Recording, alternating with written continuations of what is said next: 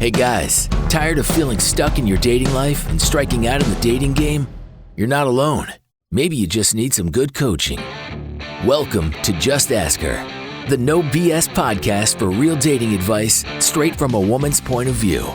Dating expert Gracie Pleschourt and her co-host, certified life coach Tracy Pleschourt, are here to give you the play-by-play on how to attract more women you're interested in. So, let's take back control of your dating life. This is Just Ask Her. Welcome back to Just Ask Her, the podcast that helps you date with confidence, connect with real women, and finally feel in control of your dating life. I'm your host, Gracie, here with my mom, certified life coach, and co-host, Tracy. We're excited to be back for another episode. I am feeling a little under the weather, so forgive me if I'm sounding a little slow today. Fair warning, but I'm excited to be here. And you need to get over this quite quickly since we now have another international trip looming.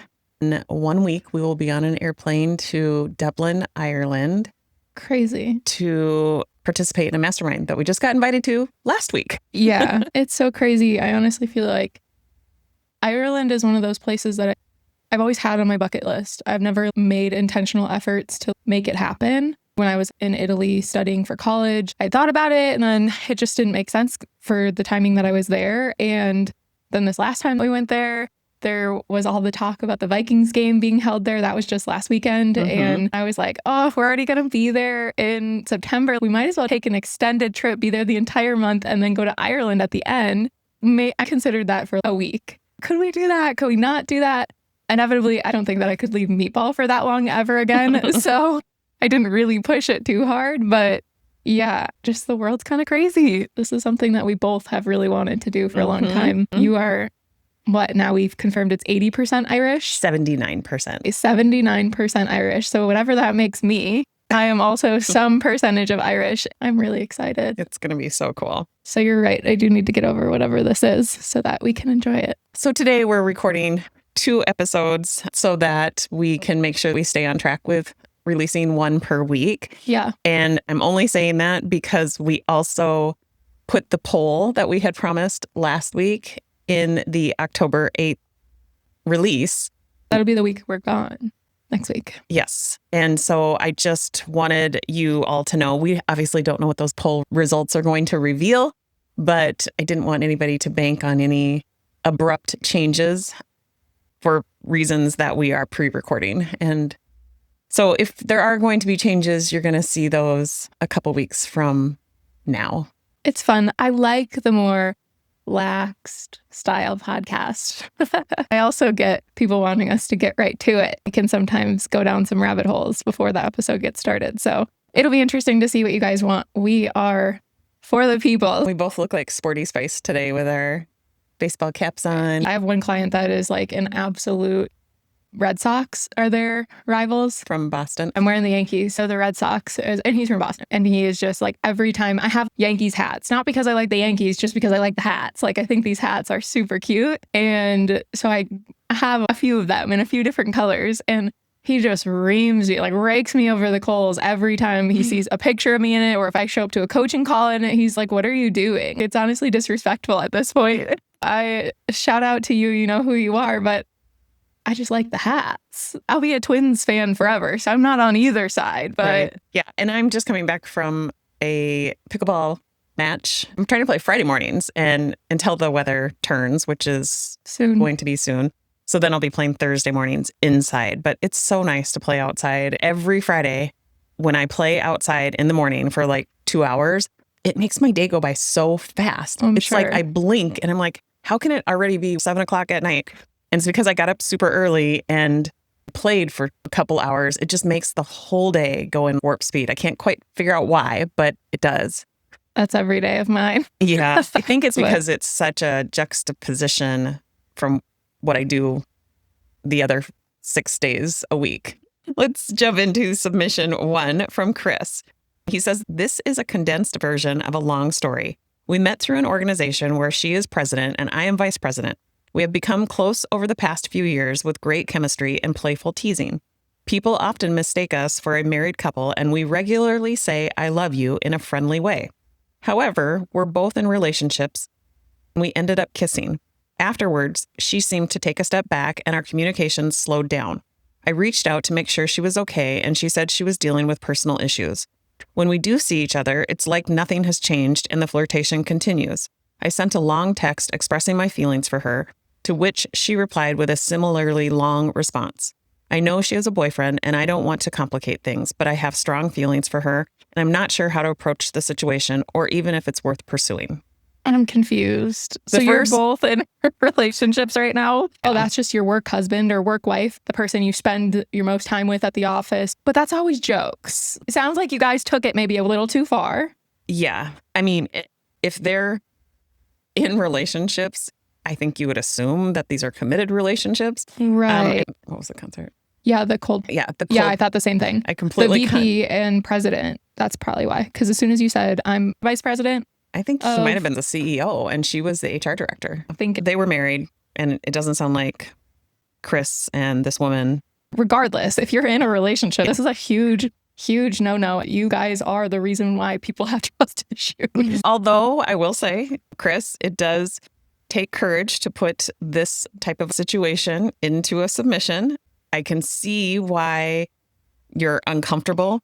I'm uncomfortable. He's described a relationship with a woman where there's chemistry, there's timing issues, and there's boundary issues. Meaning two relationships in the mix. Yeah. For timing issues. I mean, it sounds like there's good chemistry, but this is not the right time for them to be together when they're in other relationships. So the timing is bad. Yeah. I just think it's like... And I think that's what he has to reflect on before he decides how he wants to move forward. What he's experiencing, I honestly don't think it has as much to do with her. Chris, what you need to focus on is how much your feelings are pulling you into this gray area. I don't think it's a gray area for me. They're not married. I get it. You don't have to be married to be in a committed relationship. He didn't say committed. They were both in relationships. So maybe we were both in relationships when things between us escalated and we ended up kissing. Having a hard time. I feel like... Trying not to jump to conclusions. I'm trying to be open-minded about it. Yeah. I just feel like, okay, we'll give both perspectives, the open-minded perspective and the perspective of if you guys were or are still in committed relationships. He doesn't say that. And he does say this is a condensed version of a long story. So I'm sure there's more to the story. Giving advice on situations like this just doesn't make sense. You both have ended the relationships that you're currently in. And that sounds like the root of all of this. She's still in a relationship and you might not be. Now, you were. I just don't think there's really any advice that I would give to somebody trying to pursue something with somebody that's in a relationship. And I get that that's hard when you have chemistry with them. And I get that that sucks. But at the end of the day, if she's in another relationship, you trying to break that up or waiting around for that to end is never a good idea. Like, you're only going to put yourself in a bad position. And I could say that until I'm blue in the face and people will still do it. But at the end of the day, I've had clients come to me before who were in relationships and are asking me for dating advice. And I'm like, I honestly cannot give it to you until you've resolved this first. I understand that you're not in a good situation or one that you want to be in, but that's what needs fixing. Walking away from it or fixing the actual relationship so that you want to be in it. But don't you think that's good advice to give? Like, they're looking for advice, and I just think that they are probably going to get an answer to a question they didn't ask, but it's probably a better question to be asking. Yeah, like, what is it that I think can this do? is a good submission to be in the show because I get questions like this, like in my DMs, or I've had clients work with me who were in relationships, and I'm like, I can't move you forward from this position that you're in until you make better decisions. Like, this isn't a good decision. You going for somebody in a relationship is not a good decision. Yeah, and I think his instincts are telling him that. Research shows that relationships that begin with infidelity, or let's call it like emotional overlap, often carry lower... No, it's not emotional overlap. It's flat out cheating is what you're doing right now, my guy. Well, that's what infidelity is. Right. If somebody cheated on me and said, sorry for the emotional overlap, I would be like, go fuck yourself. Looks like you're feeling better. Yeah, this is a good one to start with. Like, I told her, I'm like, I know you're not feeling very good, but you're going to have to make sure you have high energy. I guess you just got to pick submissions that fire me up first. You check that box. So the point I was trying to make is that when relationships are starting out from a place of infidelity, they are going to carry lower trust and higher long-term instability. That's probably obvious, but the research is backing that up. A study from the University of Denver found that partners who started dating while overlapping with another relationship reported more conflict and less commitment down the line compared to those who began without that complication. It doesn't mean that his relationship, even if, let's just say, that maybe neither are in a relationship right now. Because he said she is. He said, I know she has a boyfriend and I don't want to complicate things, but I have strong feelings for her. And I'm not sure how to approach this situation or if it's even worth pursuing. It's not. Well, while she's in a relationship, it's not. And I think he really needs to work on his confidence. I don't think he would be pursuing her so hard if he had more self-confidence. So I think really building the trust that you have in yourself, Chris, so that you act in alignment with your integrity. The question to sit with isn't, is this worth pursuing? I think the better question is, am I willing to compromise my standards and be tangled up in a love triangle? And is that the kind of man I want to practice being? Right.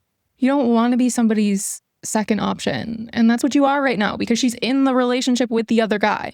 Even if you think that you're going to be the one to change that, you're still sitting right now as the second option. If she wanted you, she would have already ended things with him. If she truly wanted to be with you, if she truly wanted to make you her first option, she would do that. And again, I get how things get like carried away and confusing when especially like other people are playing into it at the office and like you two are definitely crossing boundaries, whether you're meaning to or not. Shit can get carried away, but at the same time, this should be your reality check right now. This should be your wake-up call. Use it as data. It shows that you have the ability to connect with people, to generate closeness, playfulness, and desire. And that's not unique to this one woman. You have the ability to create that with anybody. It's a reminder that you have the capacity of creating in a clean environment with someone who's actually available. I think that's a really good realization to have because that, again, is going to build his confidence. So my challenge to you, Chris, is don't make this about how to get her. Make this about how to get clarity on the man that you're becoming. Ask yourself, like, what boundaries am I willing to hold that protect my self-respect? What does it look like to let this connection be what it is without needing to force it into anything more?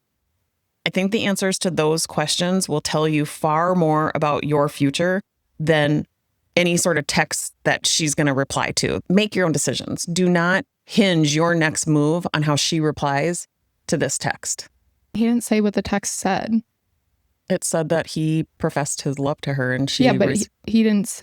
It said, I sent a long text expressing my feelings to her, to which she replied with a similarly long response. Doesn't say what she replied with.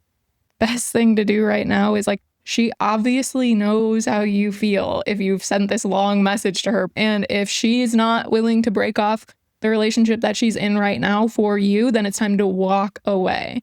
Absolutely do not sit around waiting for her to maybe end things with him to be with you. That's not going to put you in a good position. I hope this is a good reminder to everybody else who maybe has had a similar situation where it started off as playful and fun with somebody in the office, at the gym, or wherever that you didn't think was necessarily anything serious. I think it is important to check yourself with stuff like this because it can spiral out of control pretty quickly. These are the ones that hurt the most for people, especially for you, Chris. You put a lot on the line, your whole relationship on the line for this while you still had your other relationship going on. And so it's going to hurt a whole hell of a lot more if you destroyed the relationship you're in and she doesn't pick you. So I think it's really important that if you're having doubts or if you're starting to have feelings for somebody else outside of your relationship, you need to get honest with yourself about if the relationship you're in is truly meant for you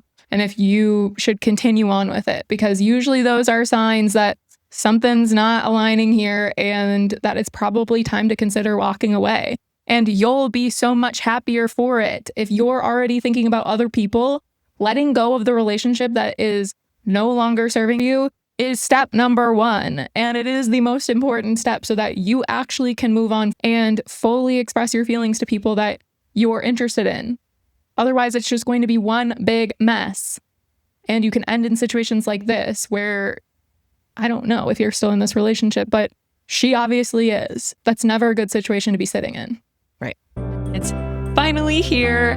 The Self-Made Man Dating Journal is officially live and ready for you to grab on Amazon. This was designed specifically for single men who are serious about improving their dating life. It helps you track your dates, reflect on your experiences, and actually learn from them, so you can stop repeating old patterns and start seeing real progress. What I love most about this journal is how intentional it is. It's not just about writing down what happened, it's about helping you get clear in what you want, confident in how you're showing up, and connected to what's working and what's not.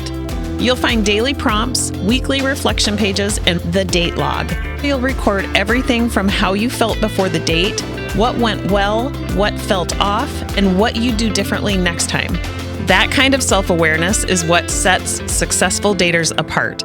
This journal will help you slow down, spot patterns, and become more intentional with every single interaction. We only printed a limited batch for this first run, so if this is something you've been needing, go grab it now before they're gone. We'll drop the link in the show notes and let us know what you think. We love hearing your guys' feedback. We can't wait for you to start using the Self-Made Man Dating Journal. Okay, submission number 2 is from Aso.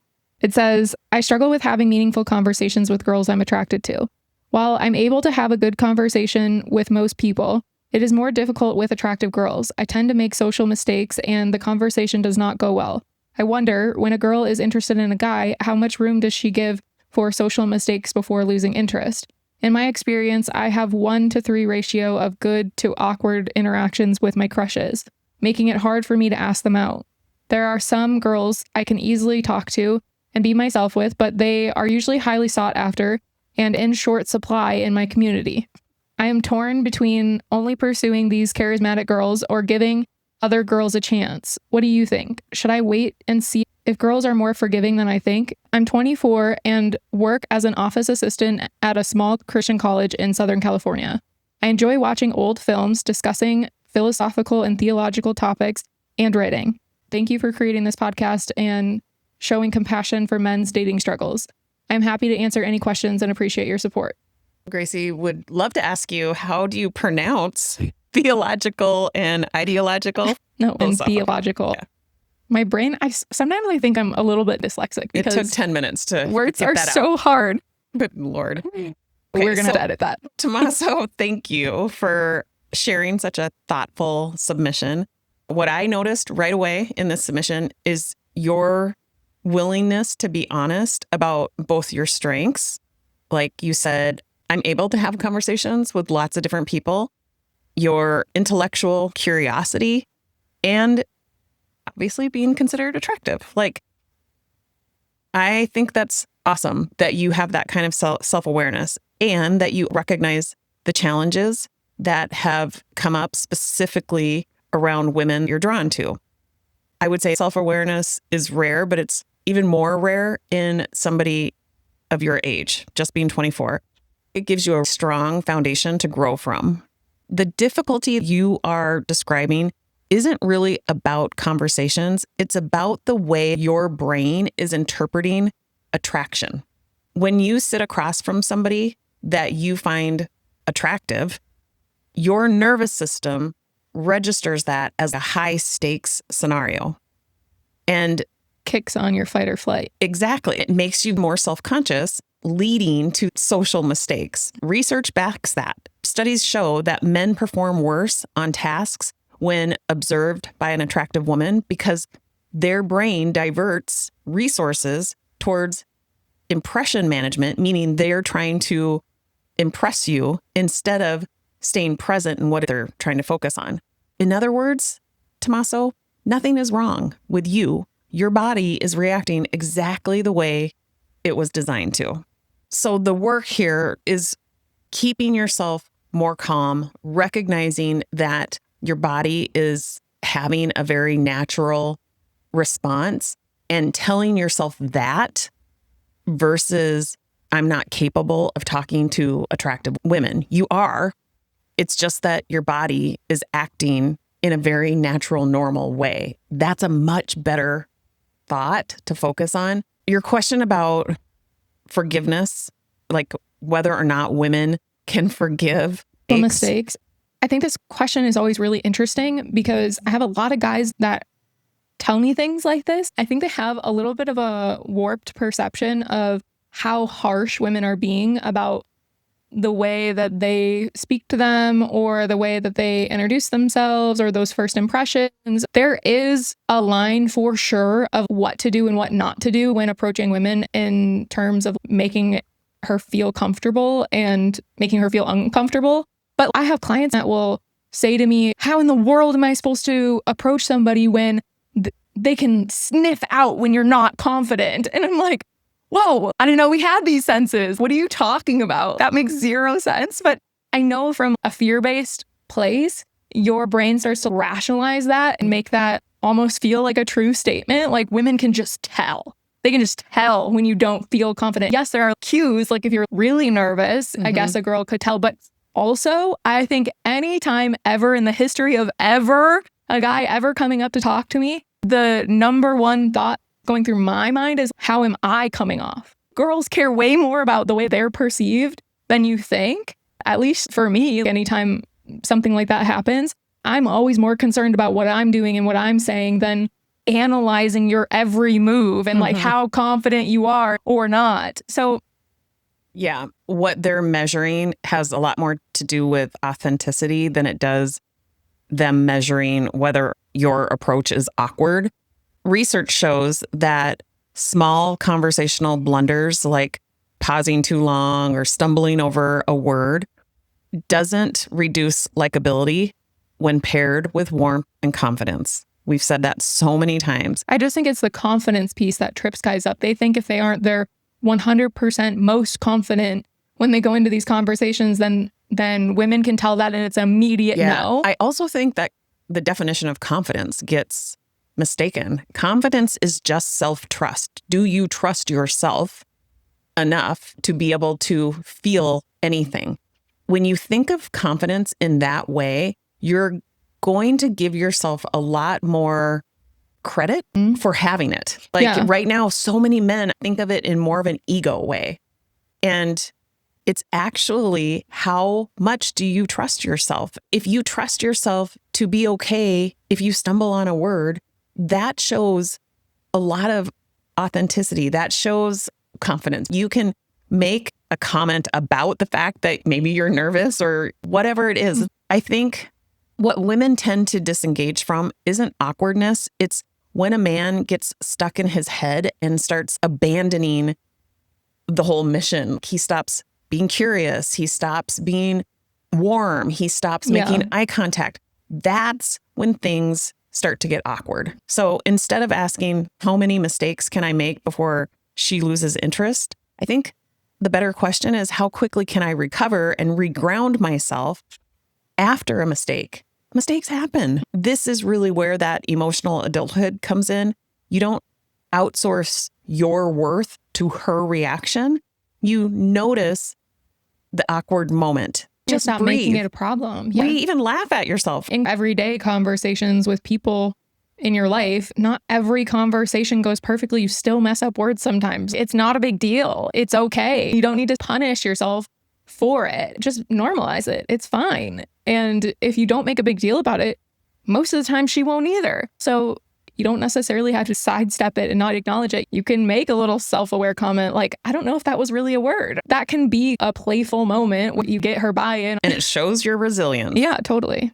The question about whether to focus only on the charismatic women or to give others a chance sounds like such a scarcity mindset. You've already labeled some women as quote unquote highly sought after and in short supply, which immediately amps up the pressure and lowers the natural ease.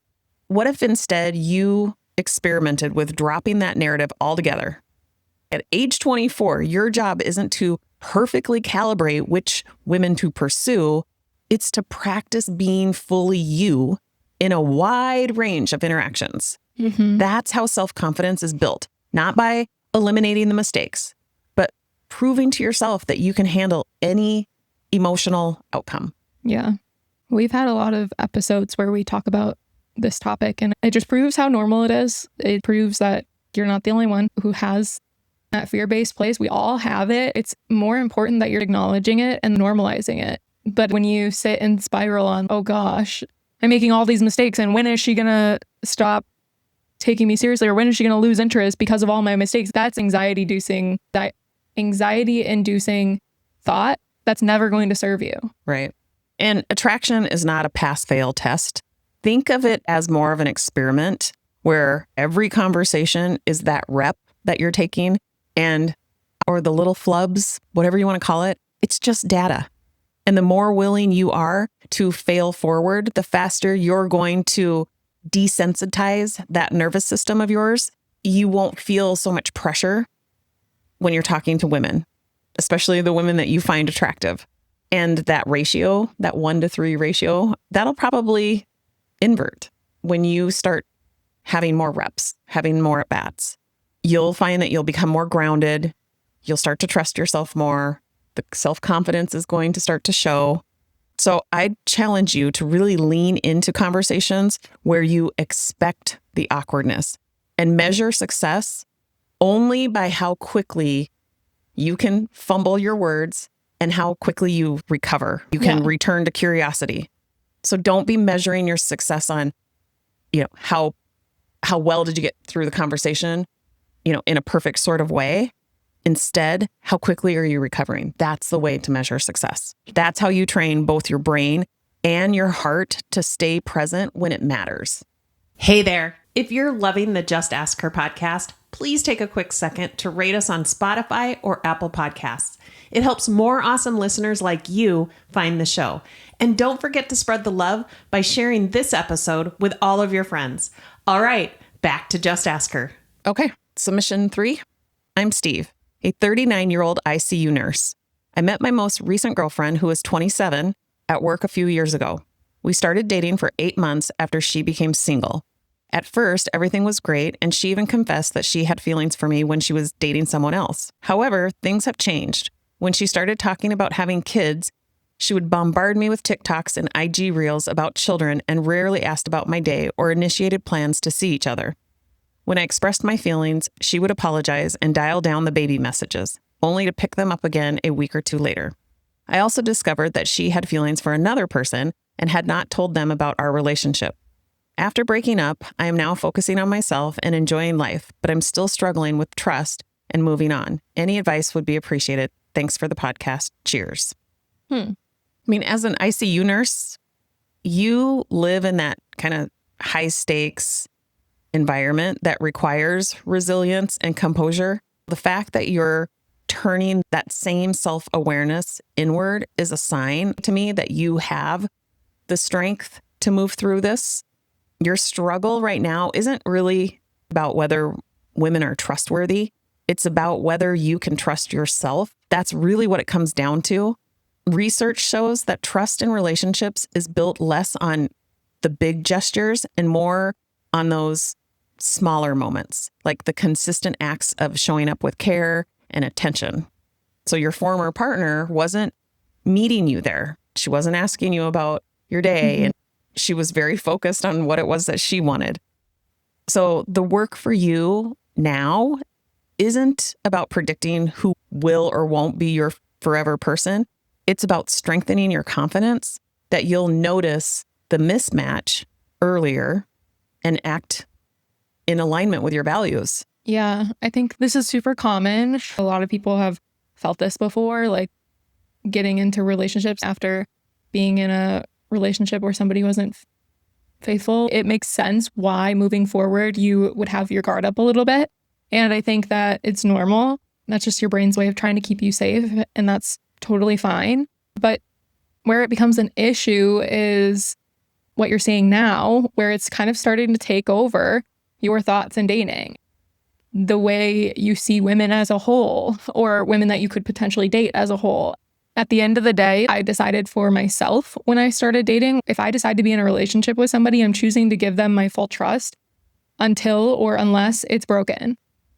Because otherwise you can sit and spin in all the what ifs for as long as you want, and it's just going to cause unnecessary problems in the relationship that you're in, because your next partner may not have any of those qualities and could be completely loyal. And if you are so wrapped up in this idea that this is how people treat each other in relationships, or that this could happen to you again, which it could, and it's not helpful to sit here and think about or to worry about, because it's just going to have you driving yourself crazy and showing up in a way that you likely don't want to be. And so I don't know if that's something that would work for you, but it's helped me immensely in trusting partners and being in relationships in a way that I want to be in relationships, and calming down my fear-based brain. It's totally normal. Even for people that haven't been cheated on, I'm sure many people relate to this. You want to trust your person.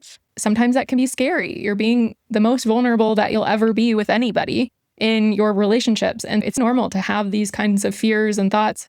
But unless any new partner has given you a legitimate reason not to trust them, I think that why not? Why not give them your trust and handle it if that day ever comes? I believe the easier path is to build the trust in yourself. When you have a manual for how somebody else should be acting, it's a very self-sabotaging expectation. When you have a manual for somebody, it's really expecting them to behave in a way so that you feel good. You expect her to not send you baby IG reels or TikToks. You expect her to be interested in how your day went. You expect her to be faithful and not have feelings for other men when she's in a relationship with you. Even though that all seems reasonable, it's still a manual that you're having, and it's absolutely impossible to control another person's thoughts, feelings, or behaviors. But it's so much easier to be able to control our own. So creating more self-trust, asking yourself, how do I want to trust myself next time I find myself in this kind of a situation? What early signals will I no longer ignore? What story do I want to tell about this chapter of my life? Those are all decisions that you can trust yourself to make. And then you get to collect the evidence that you have the capacity to stay committed to those decisions. So Steve, the future of your dating life is not going to be determined by women's choices. It's going to be curated by your decisions that you make today, the decisions that you make ahead of time. So start from the place of self-trust and watch how easy it becomes to start trusting others. Yeah. All right. So that's all we've got for you for this week's episode. We put out new episodes every single Wednesday, so we will see you right back here next week. Make sure you're following me on Instagram and TikTok at Dating with Gracie. And in the meantime, no matter where you are or what dating situation you're in, just ask her.